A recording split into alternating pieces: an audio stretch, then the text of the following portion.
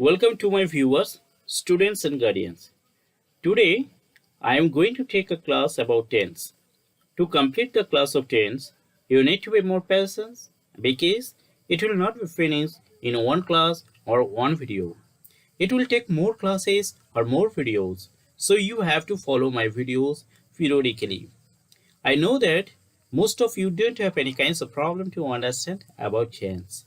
You know how to apply the tense in sentences. But I got some requests from my younger students who are facing the problems to understand about it. So I would like to discuss about it in filling of them and also my subscribers.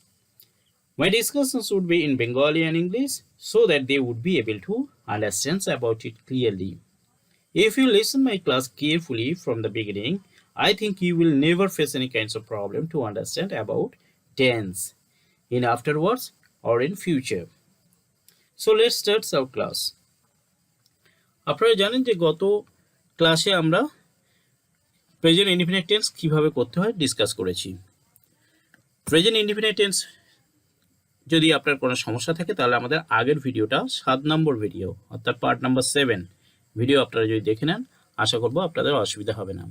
আজকের আমি discuss করব যে কিভাবে আপনি present indefinite টেন্সকে যে negative, interrogative এবং ইন্ট্রোনেগেটিভ কিভাবে করবেন, প্রেজেন্ট ইনডিফিনিট টেন্স কিভাবে সহজেই আপনার আয়ত্তের মধ্যে এসে যায় এবং আপনি এমনভাবে প্র্যাকটিস করবেন যে এটা আপনার ভবিষ্যতে কোনো রকমভাবে অসুবিধা না হয়।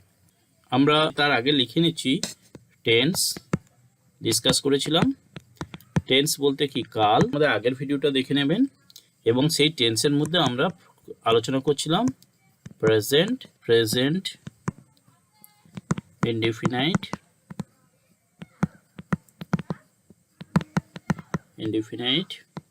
tense। এই প্রেজেন্ট ইনডিফিনিট যে টেন্সের মধ্যে যে বাক্যগুলো আমরা ডিসকাস করেছিলাম, উদাহরণ রাম draws a picture, এই যে বাক্যটা, এই বাক্যটাকে বলা হয় অ্যাফার্মেটিভ সেন্টেন্স, পজিটিভ সেন্টেন্স বা অ্যাফার্মেটিভ সেন্টেন্স।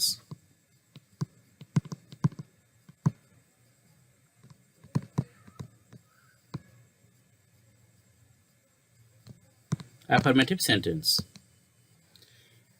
অর্থাৎ হ্যাঁ সূচক বাক্য। রাম একটি ছবি এঁকে রাম ড্রস আ পিকচার, এই বাক্যটাকে যদি আমরা নেগেটিভ পার্ট করি অর্থাৎ নেগেটিভ ফর্মে যদি লেখার চেষ্টা করি তাহলে হবে কি Ram does not draw a picture। does not কেন হলো প্রথমেই জানিয়ে দিই, প্রেজেন্ট ইনডিফিনিট টেন্স করার সময় যদি ক্রিয়ার সঙ্গে ইজ বা ইএস থাকে তাহলে সবসময় জানবেন এই সাবজেক্ট এবং এই ভার্বের মাঝে অর্থাৎ কর্তা এবং ক্রিয়ার মাঝে ডু নট অথবা ডাস নট ব্যবহৃত হয়। কিন্তু এইখানে বাক্যে যেহেতু ক্রিয়ার শেষে এস বা ইএস আছে, ইএস নেই, যদি বাক্য এরকম থাকতো যে গো যদি থাকে অর্থাৎ রাম গোস করতে হতো তখন ইএস হতো, তাহলে ইএস অথবা যদি এস থাকে ক্রিয়ার শেষে তখন আমরা কি করব, সাবজেক্ট এবং ভার্বের মাঝখানে ডাস নট ব্যবহার করব। আর কোনো কাজ নেই, অর্থাৎ কোনো কিছুই চেঞ্জ করার প্রয়োজন নেই। উদাহরণ, দ্বিতীয় উদাহরণ, Tina catches catches catches fish। বাক্যের মাঝে দেখুন যে ক্রিয়াপদ আছে সেই ক্রিয়াপদের সঙ্গে দেখুন এস যুক্ত আছে, S.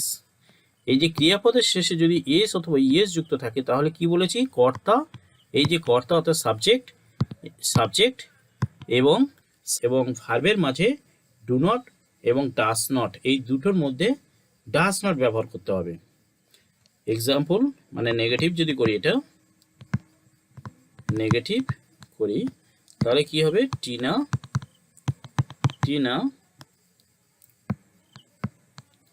Does not catch fish. Tina catches fish, negative করতে Tina does not catch fish. এটা যদি এস এস কিছুই যদি না থাকে, এক্সাম্পল আই go home,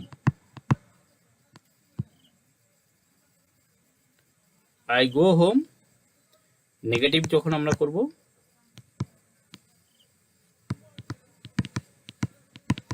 কি হবে, কর্তা এবং ক্রিয়ার মাঝে ডু নট ডাজ নট, সেই ডু নট ডাজ নট কোনটা বসবে, ক্রিয়ার সঙ্গে যদি এস ইএস থাকে ডাজ নট বসে, কিছুই যদি না থাকে এস ইএস তাহলে ডু নট হবে। তাহলে অর্থাৎ I do not go home. 4 নম্বর বাক্য, ইউ প্লে বল, বাক্য দিলাম ইউ প্লে বল। দেখুন এই বাক্যের মধ্যে ক্রিয়ার শেষে কোনো এস বা ইএস নেই, অর্থাৎ এখানে ডু নট ব্যবহার করবে সাবজেক্ট এবং ভার্বের মাঝখানে। You do not play ball, you do not play ball. যদি বাক্য এরকম ভাবে আমরা যদি বলে থাকি যে হি রিডস বুক, দেখুন subject third person singular number, third person singular number, third person singular number. সূত্র কি ছিল আগের ভিডিওতে বলেছিলাম, যদি কর্তা থার্ড পারসন সিঙ্গুলার নাম্বার যদি থেকে থাকে তাহলে ক্রিয়া প্রেজেন্ট ইনডিফিনিট টেন্স করার সময় ক্রিয়া শেষে এস অথবা ইএস বসবে, এবং কিভাবে এস এবং ইএস যোগ করতে হয় ক্রিয়ার সাথে সেটাও আমরা দেখিয়েছি ওখানে, আপনার প্রয়োজনে আগের ভিডিওটা একটু দেখে নেবেন। তাহলে এই বাক্যে ক্রিয়ার সঙ্গে এস আছে, তাহলে আমরা নেগেটিভ বাক্য করার সময় সাবজেক্ট এবং ভার্বের মাঝখানে ডাজ নট ব্যবহার করব। তাহলে কি হবে বাক্য, হি does not read book, he does not read book.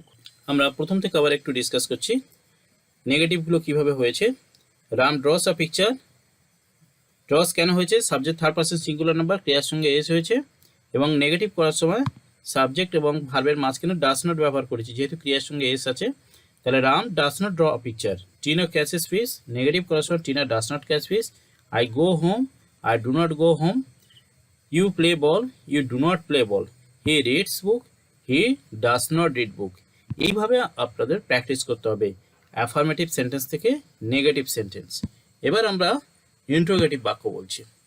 Interrogative বাক্য করতে গেলে একটা বিষয় আপনাদের মাথায় রাখতে হবে, প্রতিটা বাক্যের মধ্যে নেগেটিভ করার সময় যে হেল্পিং ভার্ব বা অক্সিলারি ভার্বগুলো নিয়েছি আমরা, for example Ram draws a picture, negative বাক্য Ram does not draw a picture.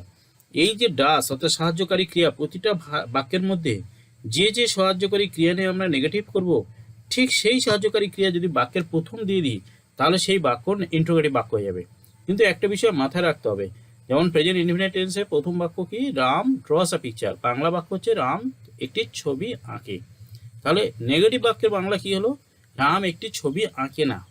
কিন্তু এটাকে যখন আমরা জিজ্ঞাসামূলক বাক্য করব তখন হবে রাম কি একটি ছবি আঁকে, এর মধ্যে না নেই, তাহলে আমরা ইন্ট্রোগেটিভ বাক্য করার সময় শুধু নটটা ব্যবহার করব না, আর সাহায্যকারী ক্রিয়া বাক্যের প্রথম দিয়ে দেবো।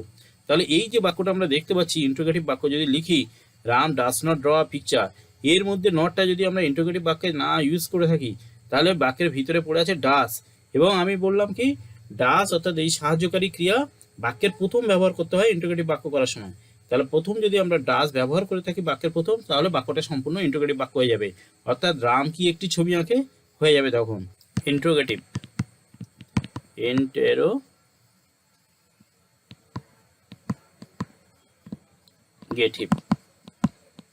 সেন্টেন্স, অর্থাৎ জিজ্ঞাসামূলক বাক্য। ওখানে যদি বলি রাম কি একটি ছবি আঁকে, তখন হয়ে যাবে does Ram draw a picture.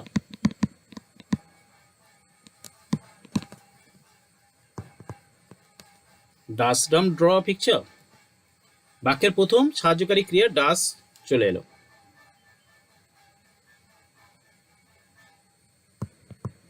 দ্বিতীয় বাক্য টিনা ক্যাচেস ফিশ ছিল, তাহলে এখানেও হবে ডাস টিনা ক্যাচ ফিশ। 3 নম্বর বাক্য কি ছিল,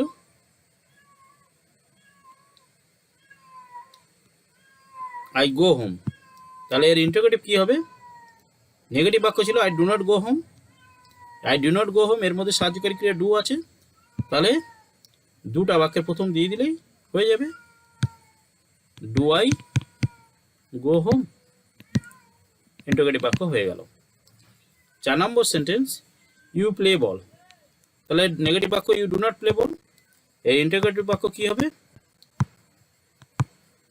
ডু ইউ প্লে বল। 5 নম্বর সেন্টেন্স, ইউ রিডস বুক ছিল, এই হি রিডস বুক, ইন্টারোগেটিভ বাক্য কি হবে? ডাজ হি রিড বুক।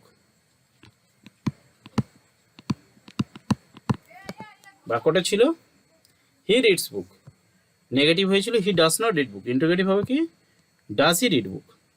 প্র্যাকটিসটা তাহলে কি হবে? প্রথম যে বাক্য ছিল আমরা শিখেছিলাম যে Ram draws a picture, negative Ram does not draw a picture, interrogative কি হবে? Does Ram draw a picture. এভাবে প্র্যাকটিস করব। যেমন টিনা মাছ ধরে, কি করব? Tina catches fish, negative Tina does not catch fish, interrogative does Tina catch fish. অনুরূপভাবে 3 নম্বর sentence, I go home, I do not go home, interrogative বাক্য ডু আই গো হোম। ঠিক এভাবে আমরা 4 নম্বর বাক্য প্র্যাকটিস করব। 4 নম্বর বাক্য ছিল কি? You play ball, negative you do not play ball, interrogative do you play ball. ঠিক এভাবে প্র্যাকটিস করব। ইন্ট্রো নেগেটিভ যদি আমরা বাক্য করি, ইন্ট্রো নেগেটিভ সংক্ষেপে দিলাম, ইন্ট্রো নেগেটিভ মানে interrogative plus negative, negative sentence, intro negative sentence. এটা করতে গেলে সাধারণত কি আছে, এই যে আমাদের বাক্যগুলো ইন্টারোগেটিভ বাক্যগুলো করেছি, এই ইন্টারোগেটিভ বাক্যে দেখুন সাহায্যকারী ক্রিয়া বাক্যের প্রথম রয়েছে, আর কি আছে? নাউন আছে তারপর, অর্থাৎ সাবজেক্ট হিসেবে নাউন অথবা প্রোনাউন আছে।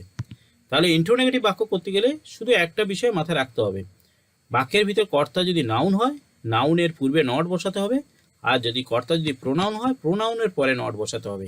এটা করলেই হয়ে যাবে। আর প্রোনাউনের আগে নট বসানো যায় সংক্ষেপে, সেই বিষয়টা এখন ডিসকাস করব না, আমরা নর্মাল যেটা আমরা ইন্ট্রো নেগেটিভ করতে হয় সেই বিষয়টা আপনাদেরকে বলবো। তাহলে ইন্ট্রো নেগেটিভ আগে বাক্য ছিল কি? রাম একটি ছবি আঁকে, Ram draws a picture, negative Ram একটি ছবি আঁকে না, Ram does not draw a picture, interrogative does Ram draw a picture. তাহলে আমরা এটা ইন্ট্রো নেগেটিভ যদি আমরা করতে চাই তাহলে কি হবে? Does not Ram draw a picture.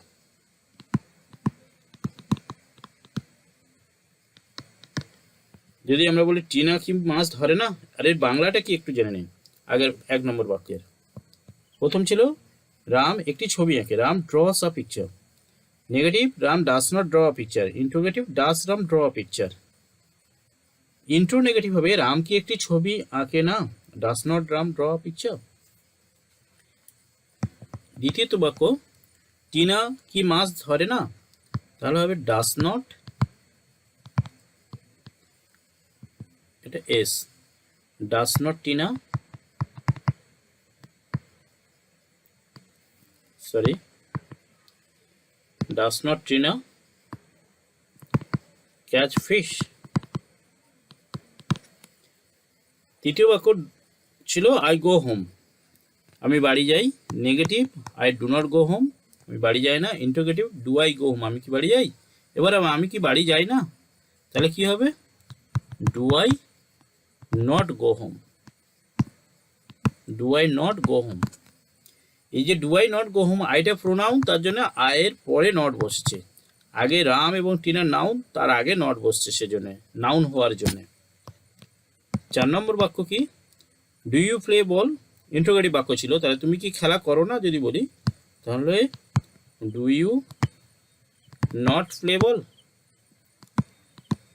তুমি কি বল খেলো না। 5th নম্বর সেন্টেন্স, সে বই পড়ে না, প্রথম ছিল he does not read book, sorry he reads book, সে বই পড়ে, আর সে বই পড়ে না, he does not read book. সে কি বই পড়ে, ডাজ হি রিড বুক, সে কি বই পড়ে না যদি বলি তাহলে কি হবে? Does he not read book, সে কি বই পড়ে না। এইভাবে আপনারা প্রতিটা বাক্য একসাথে 4টে করে প্র্যাকটিস করবেন। এক্সাম্পল, যে কি ছিল বাক্য প্রথম, রাম ছবি আঁকে, একটা ছবি আঁকে, Ram draws a picture. Negative বাক্য, Ram does not draw a picture. Interrogative, does Ram draw a picture. Interrogative, does not Ram draw a picture.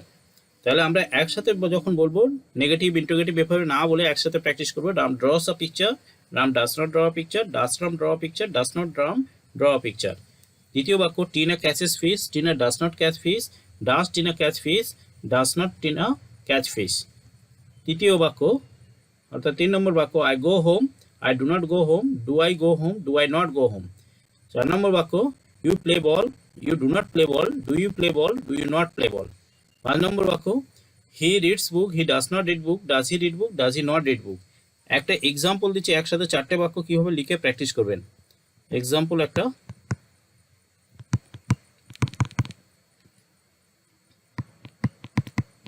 He takes T.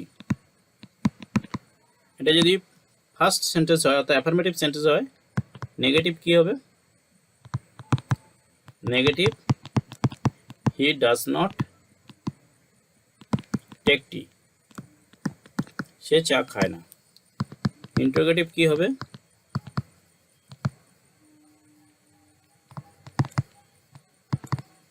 Does he take tea, does he take tea. Interrogative কি হবে, এগুলো আর। Interrogative, does he not take টি।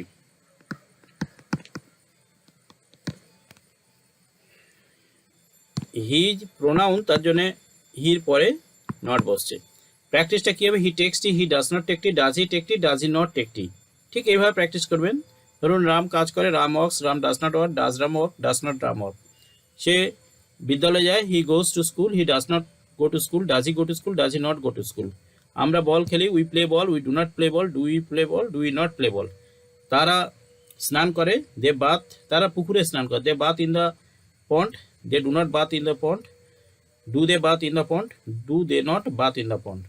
আমরা cinema দেখি, we watch cinema, we do not watch cinema, do you watch cinema, do we not watch cinema. এইভাবে যদি আপনারা practice করেন, in this way if you practice, I think that your problem would be resolved to understand about tense, also to apply the tense in the any kinds of sentence. That's why I will request you to follow my others video and to observe or to watch the other video so that your problem of English would be resolved. Thank you for watching.